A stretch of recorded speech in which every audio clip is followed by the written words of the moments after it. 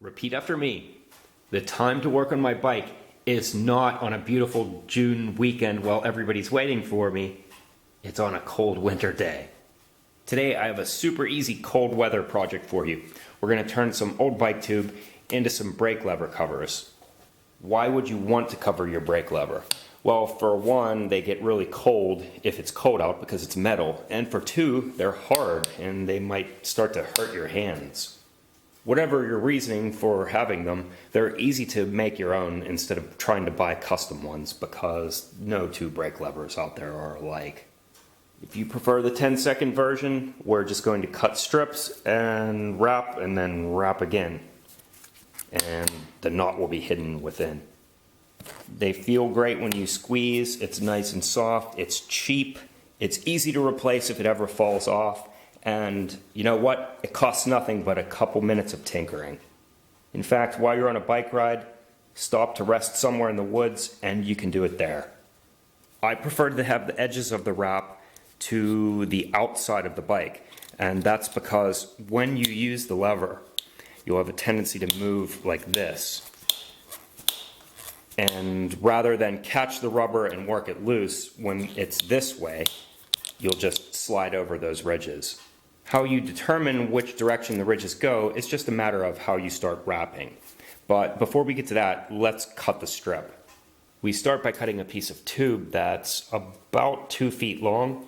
It's kind of hard to do this because it's something round and we're trying to measure with something square, but it doesn't matter.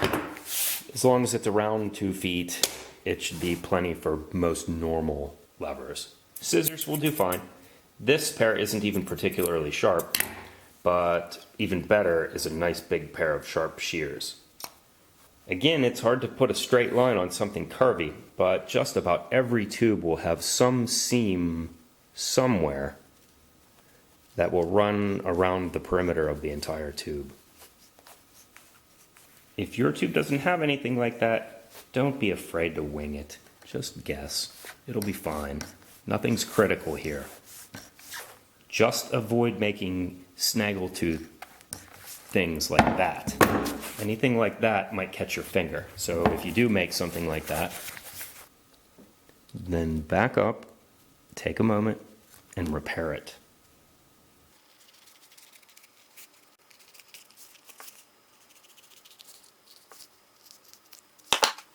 Now we have to cut our strips. The width that we're aiming for is just under a dime, about 1/2 inch. Why? Well, because if you make this any wider, it has a little bit of difficulty going around curves without making bubbles. And if you make it any thinner, it will require a whole bunch more wraps. So around 1/2 inch is a nice compromise. First, let's try to do it perfectly. Now that we have a straight line, we can line it up with the edge of our table and clamp it in place.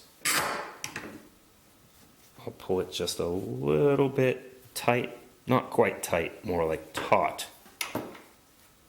And this brass bar is 1/2 inch.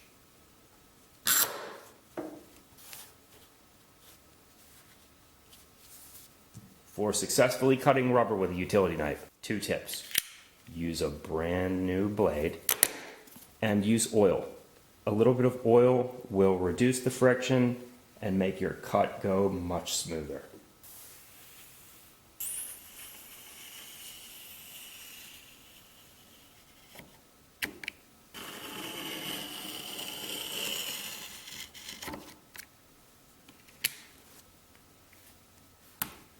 Perfect, but perfect always has a catch. There's oil all over it and we have to clean that off. More on that in a little bit.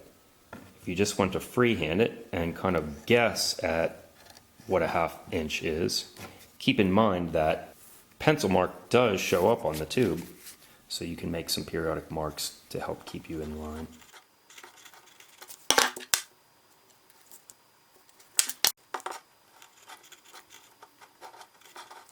Oh, and this is probably a good time to tell you that 2 feet long is not long enough.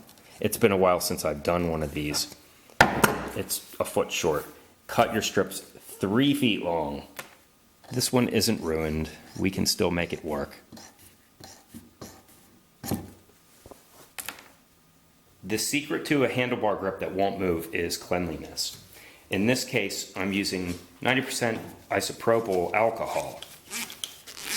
If the metal is nice and clean, and if your rubber strip is as well, then it will grab with a lot of friction and it's not likely to move. If you ever have one of those annoying handlebar grips that rotates when you grab onto it, try taking it off, cleaning the handlebars with alcohol, and then putting it back on. Chances are it won't move again. Sure, this hard, sharp, chiseled looking geometry looks cool, but whenever you're about to crash into a tree, appearance won't seem as important to you as functionality. Okay, so see what I did? I made one wrap around, starting at the hinge, and the second wrap grabs the first and holds it there. Give it some moderate tightness at first, then you can relax a little bit. Don't make it too tight. We want the overlap of each pass to be about a third of the way over the previous wrap. And in case you're wondering, I'm starting with a 12-inch piece to compensate for my mistake cutting it too short. Take note that the way that I'm wrapping it causes those ribs that I was talking about earlier to be incorrect or backwards. But we're going to go down and then back, and when we come back, it's going to fix that. It's going to reverse the order. I want this break in the strip to land somewhere where I won't feel it, like right here on the back of the lever. And from here, I'll add my 2-foot piece to try to fix my mistake.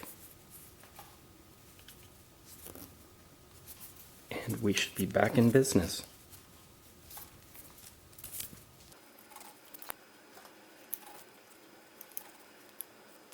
The way that it's segmented like that reminds me of the back end of a honeybee.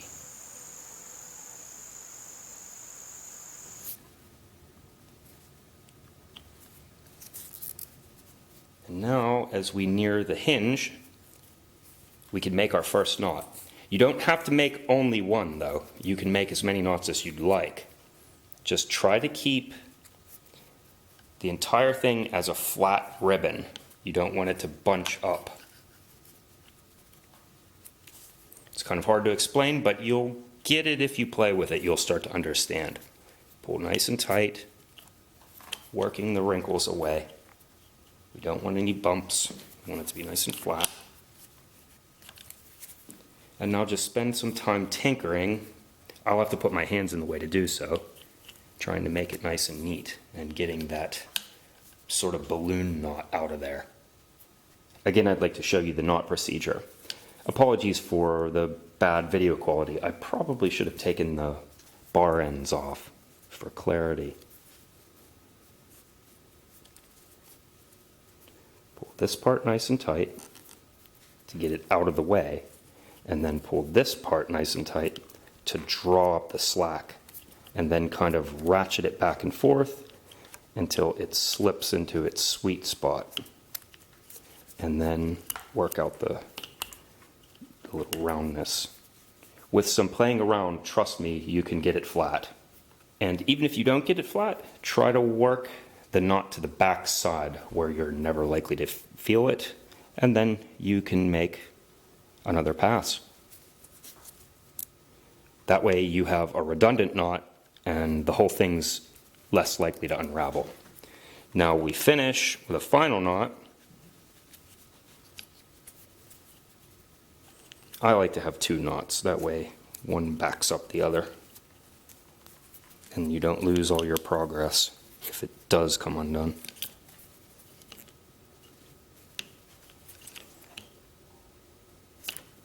That one's not nearly as nice as the other one, but isn't that the way that it always goes for examples? Take a look at the other one. Now, I still have the excess on this one hanging out, and I'll show you what to do with that right now.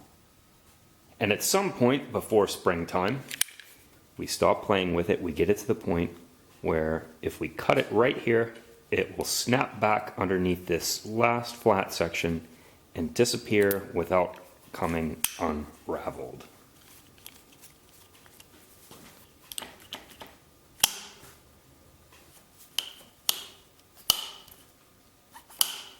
What about bar ends? This bike has cold, hard metal everywhere. Let's see what we can do for it. That is much better. I don't like the feel of raw metal because your hands get slammed around on a mountain bike. And so the softness of the rubber really helps. Okay, what did I do differently? On the bar ends, I used 3/4 inch strips instead, just to cover more surface area faster. Will it hold up? I don't know. Ask me in the comments or check the description, I'll let you know. Or you know what? Do some experiments for yourself and let me know. Okay, hope you dug it. See you on the next project.